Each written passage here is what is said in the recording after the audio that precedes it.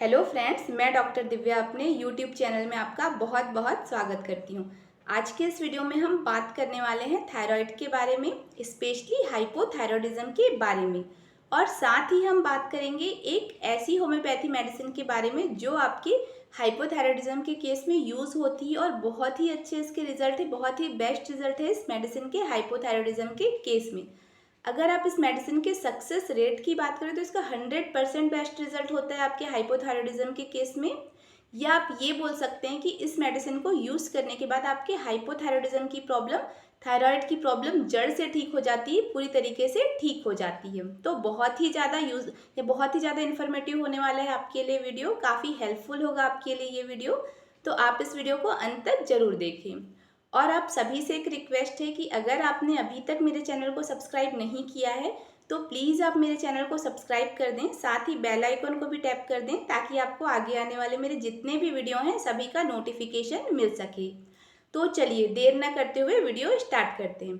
सबसे पहले हम थायराइड के बारे में जानेंगे, क्योंकि हाइपोथायरॉयडिज्म को समझने के लिए ये जानना बहुत ज़रूरी है कि थायराइड होता क्या है। तो थायराइड जो होता है वो हमारे गर्दन के निचले हिस्से में स्थित एक तितली नुमा बटरफ्लाई शेप की एक ग्रंथि होती है जो हार्मोन सिक्रीशन करती है। T3 और T4 हार्मोन का ये सिक्रीशन करती है।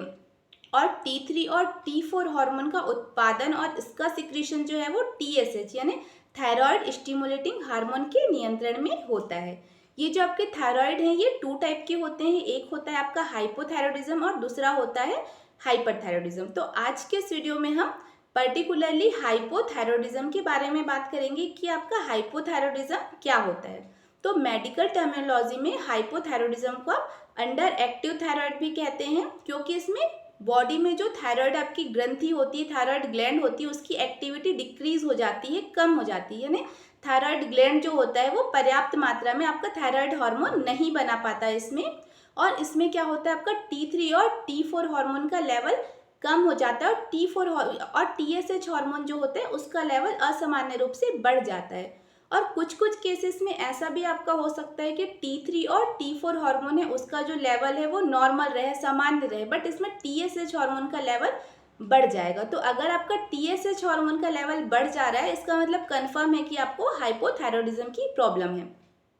जो आपका हाइपोथायरॉयडिज्म है वो किसी को भी हो सकता है, मेल फीमेल किसी को भी ये हो सकता है, बट सबसे कॉमन होता है हाइपोथायरॉयडिज्म फीमेल्स में, यानी फीमेल्स को होने के चांसेस ये ज़्यादा होते हैं, बट मेल्स को भी हाइपोथायरॉयडिज्म की प्रॉब्लम हो सकती है।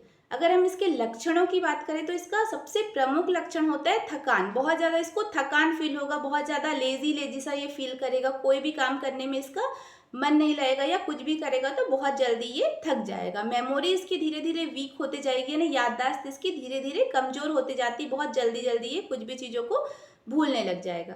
अगर आप इसके स्किन सिम्टम्स की बात करें तो इसकी जो पूरी त्वचा रहती है वो ड्राई हो जाती है, रूखी सी हो जाएगी इसकी त्वचा। वजन इसका असामान्य रूप से बढ़ता जाएगा, स्पेशली इसका जो फेस रहेगा, इसके फेस में और जो गर्दन एरिया है वहाँ पे स्वेलिंग आ सकती है। अगर फीमेल्स हैं तो आप मेंस्ट्रुअल सिम्टम्स देखें तो मेंसेस जो रहता है वो इरेगुलर रहेगा, जैसे या तो फिर आपकी जो 28 डेज़ की साइकिल है उसमें आपको हर 20 डेज़ में 15 डेज़ में मेंसेस आ जाए, या तो फिर आपको बहुत डिले मेंसेस आए, या 1 मंथ 2 मंथ के गैप में आपको मेंसेस आएगा।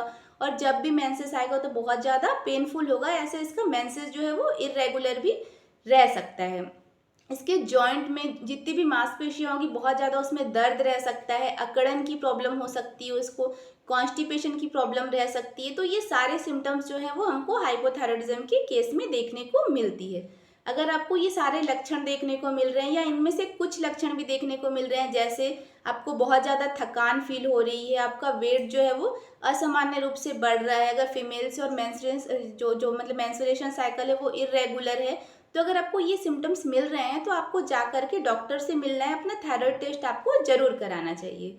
देन अब बात करते हैं हम इसकी होम्योपैथी मेडिसिन की कि कौन सी होम्योपैथी मेडिसिन आप अपने हाइपोथायरॉयडिज्म के केस में यूज़ कर सकते हैं और अपने हाइपोथायरॉयडिज्म की प्रॉब्लम को आप पूरी तरीके से ठीक कर सकते हैं इस मेडिसिन को यूज़ करने से। तो उस मेडिसिन का नाम है आपका थायरॉयडिनम 3X। थायरॉयडिनम 3x पोटेंसी में ये थायरॉयडिनम को 3x में आपको यूज़ करना है। बहुत ही अच्छे थायरॉयडिज्म के रिजल्ट है।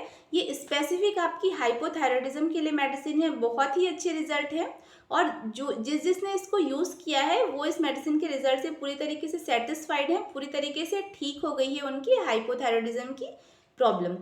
थायरॉयडिनम को हम 30 पोटेंसी में भी यूज़ करते हैं, 200 पोटेंसी में भी यूज़ करते हैं, 1m पोटेंसी में भी यूज़ करते हैं, बट स्टार्टिंग में हम थायरॉयडिनम को 3x में ही यूज़ करते हैं तो इसके बहुत ही अच्छे रिजल्ट मिलते हैं। देन उसके बाद जैसे आपकी सिम्टम्स है, जैसी आपकी कंडीशन है, उसके अकॉर्डिंग हम 30 पोटेंसी में या 200 पोटेंसी में या 1m पोटेंसी में डॉक्टर आपको मेडिसिन प्रिस्क्राइब कर सकते हैं। बट आपकी स्टार्टिंग होती है थायरॉयडिनम की 3x से। आपको जो मेडिसिन है थायराइड की हाइपोथायरॉयडिज्म की वो स्टार्ट होती है।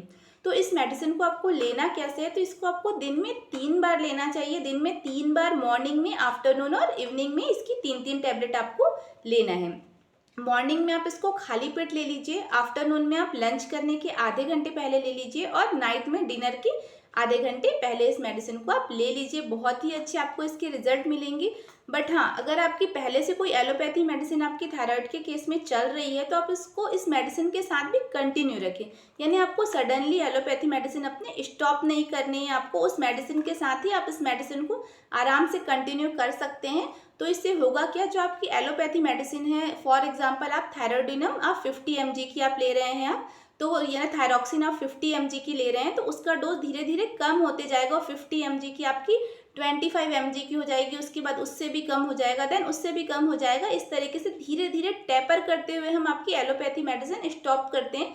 सडनली हम किसी भी मेडिसिन को स्टॉप नहीं करते हैं, उससे आपको लाइफ थ्रेटनिंग कंडीशन भी आपकी हो सकती है, कोई भी प्रॉब्लम हो सकती है। इसीलिए अगर आप एलोपैथी मेडिसिन ले रहे हैं तो उस मेडिसिन के साथ ही हम इस मेडिसिन को कंटिन्यू कराएंगे। तो इसीलिए आप थायराइड का जब भी ट्रीटमेंट लेते हैं, जैसे आप ले रहे हैं थायरॉयडिनम 3x ले रहे हैं आप, तो आप किसी डॉक्टर के ऑब्जर्वेशन में ये मेडिसिन लीजिए, क्योंकि उसी को आपका पर्टिकुलरली सिम्टम्स के बेस पे पता होगा कि मेडिसिन का डोज उसको कब कम करना है, कब उसको टेपर करते हुए आपकी मेडिसिन को, एलोपैथी मेडिसिन को बंद करना है, देन उसके बाद आपको थायरॉयडिनम मेडिसिन को उसको कंटिन्यू रखना है और कब आपको उस मेडिसिन को स्टॉप करना है। तो ये सब आपको एक डॉक्टर ही सही से सजेस्ट कर सकता है। तो आप अपने थायराइड का जब भी ट्रीटमेंट करवाते हैं तो किसी आप या डॉक्टर के ऑब्जर्वेशन में ही आप अपने थायराइड का ट्रीटमेंट लें, तो वो यानी आपके लिए बहुत ही बेस्ट होगा और बहुत ही अच्छे रिजल्ट मिलेंगे आपके थायरॉयडिनम 3x के। तो आप इस मेडिसिन को यूज़ कर सकते हैं। बहुत ही सेफ मेडिसिन है, इसका कोई भी ऐसा साइड इफेक्ट नहीं है कि आप मेडिसिन यूज़ कर रहे हैं और आपको कोई प्रॉब्लम हो रही है। अपने एलोपैथी मेडिसिन के साथ भी आप इस मेडिसिन को कंटिन्यू कर सकते हैं। आई होप आपको मेरा आज का वीडियो पसंद आया हो। आपको मेरा आज का वीडियो कैसा लगा आप मुझे कमेंट में कमेंट करके ज़रूर बताएं। और अगर आप और भी किसी डिसीज़ के बारे में मुझसे जानकारी चाहते हैं तो आप मुझे कमेंट में कमेंट जरूर करें कि आप इसके बारे में आप जानकारी चाहते हैं। आई होप आपको मेरा आज का वीडियो पसंद आया होगा। Thank you.